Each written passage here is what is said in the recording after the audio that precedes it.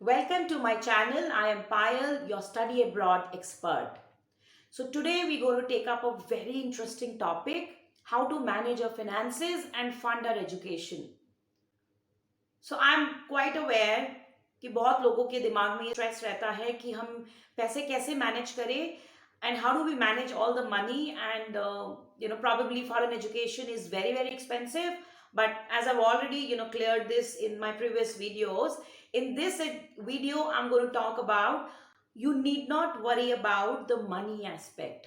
There are multiple ways through which we can fund our education. These days, we have a lot of banks and private companies who want to support the students by funding their education. So we need not worry.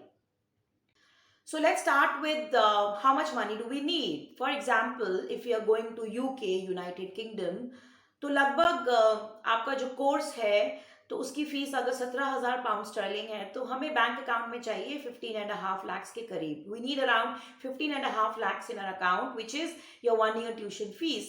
Then we also need to show 1 year cost of living expenses, which could be around 8,000 to 9,000 pounds sterling if you're not staying in a very expensive location, which is around 8 to 9 lakhs. इसका मतलब आपके account में 23-24 लाख होने चाहिए, and that is the amount of money that you should show in your account if you want to apply for your visa.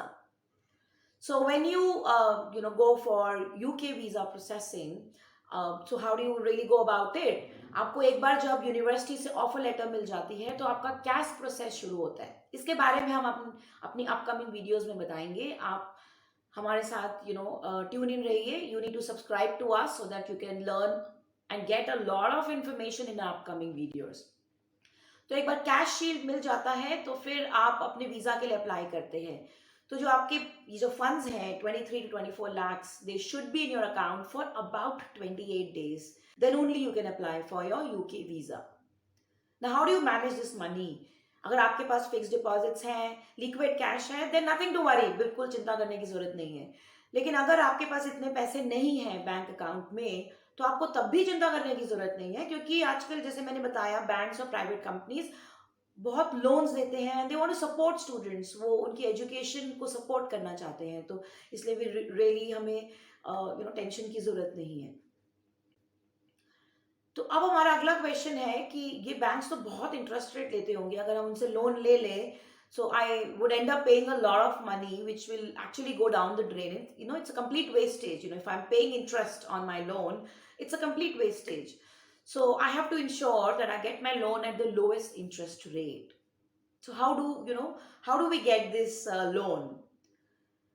You could get your loan with collateral, and you could get your loan without collateral. So this is your part 1 video on how we can fund our education, where we're going to talk about getting loan with collateral. In the second part we're going to talk about how to get loan without collateral. So let's understand what is collateral. So that is your secured loan. That means you're giving them, like any asset that you have, you're giving them your jewelry, insurance policies, or if you have any property, and against that you get the loan. So why is it called secured loan? क्योंकि bank को पता है कि अगर आप ये loan repay नहीं कर पाए तो उनको कैसे ये लोन निकालना है.